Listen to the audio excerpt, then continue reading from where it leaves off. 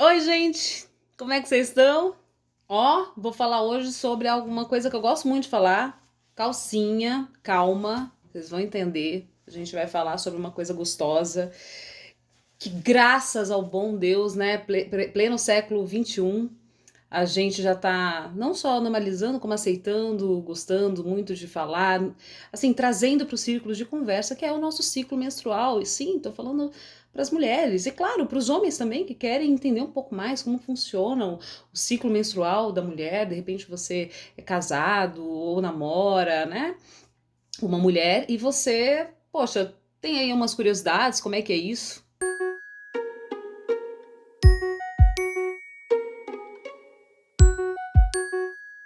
Bom, primeira coisa, que por muito tempo o sangue era uma coisa negativa, né? Algumas culturas, inclusive, consideram esse período menstrual como um período onde a mulher está impura. Então, a gente tem até um filme muito interessante que fala sobre isso, né? Na cultura indiana, por exemplo, já há um tempo atrás, quando a mulher começava a menstruar, ela era impura, e aí o marido foi lá e falou: não, deixa eu mudar essa história, né?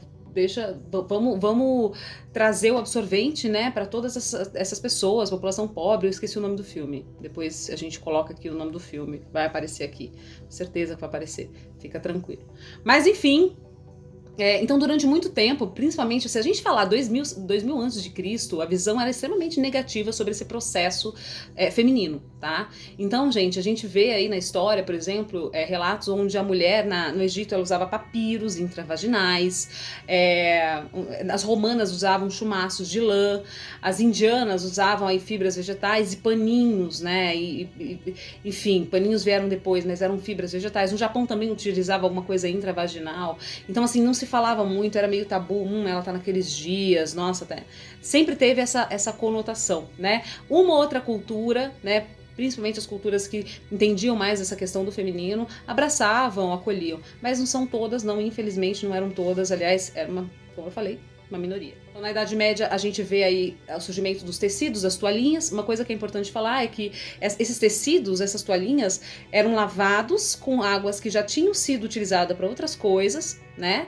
E eram utilizadas várias vezes por essa mulher. E detalhe, sem sabão. Então não tinha, né, não tinha limpeza de uma bactéria ali, ficava ali o aglomerado de bactérias. Isso trazia uma série de problemas para a saúde da mulher, né? Muitas vezes não sabia o que estava acontecendo. E, né, gente, Idade Média, como vocês sabem. Foi só no século XIX que surgiram os primeiros absorventes, né?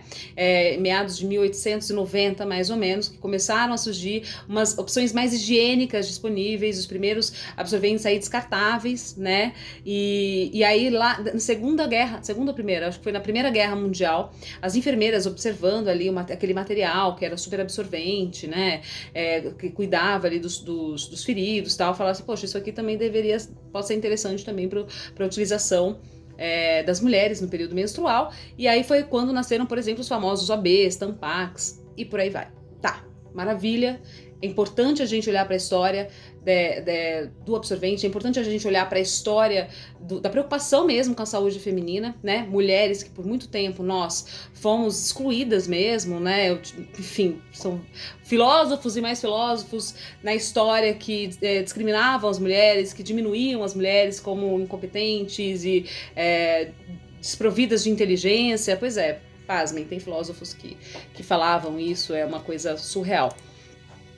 O fato é que estamos no século XXI e junto com o século XXI vieram novas possibilidades, vieram inovações, né? Ideias. Então veio o copinho, né? O copinho onde a gente recolhe o sangue menstrual, o famoso copinho.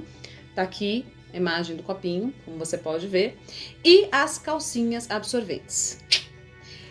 Por muito tempo, eu não consegui me adaptar ao copinho. Então, como que eu fazia? Eu usava o famoso paninho, uma fraldinha mesmo, que já era vendido, né, absorvente reutilizável, só que, obviamente, eu lavava muito bem, né?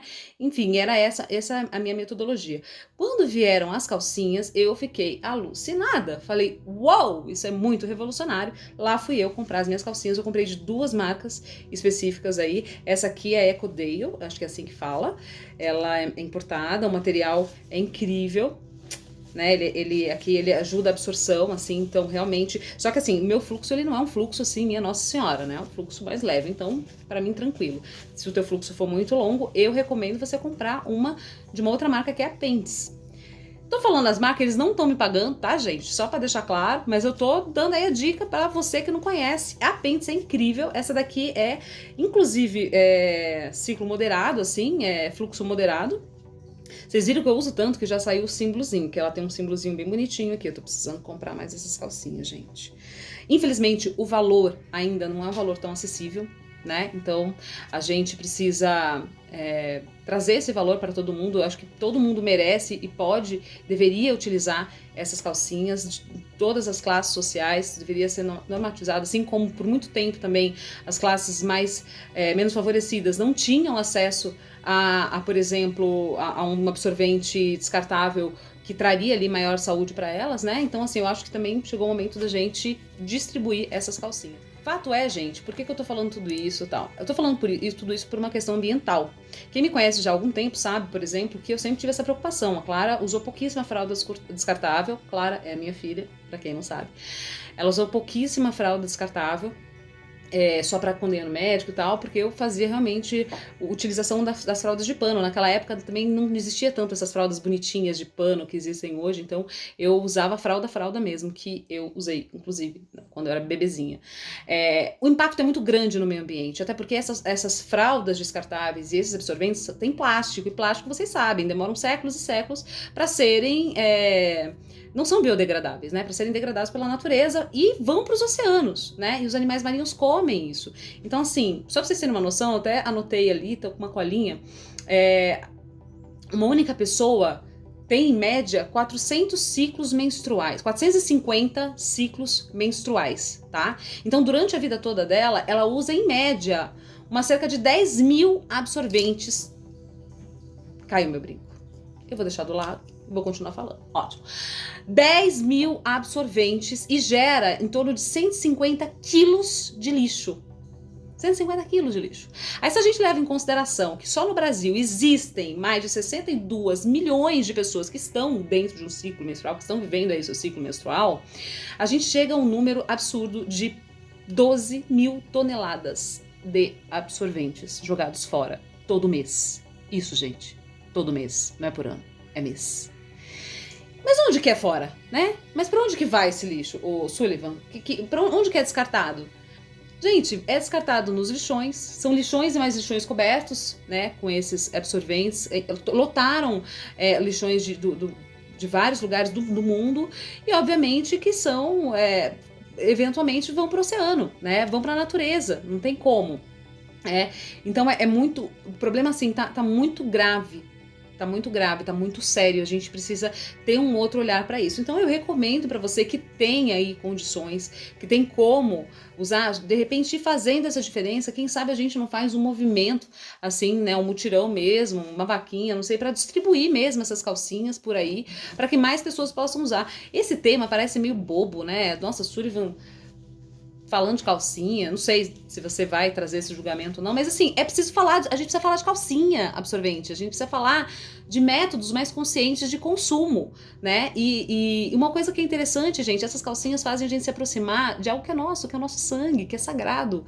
E aí a gente falaria até de sagrado feminino, se vocês quiserem, eu posso falar um pouco sobre sagrado feminino, a minha relação com a minha menstruação, que é maravilhosa, eu amo menstruar. A gente precisa começar a trazer isso pra perto da gente, né?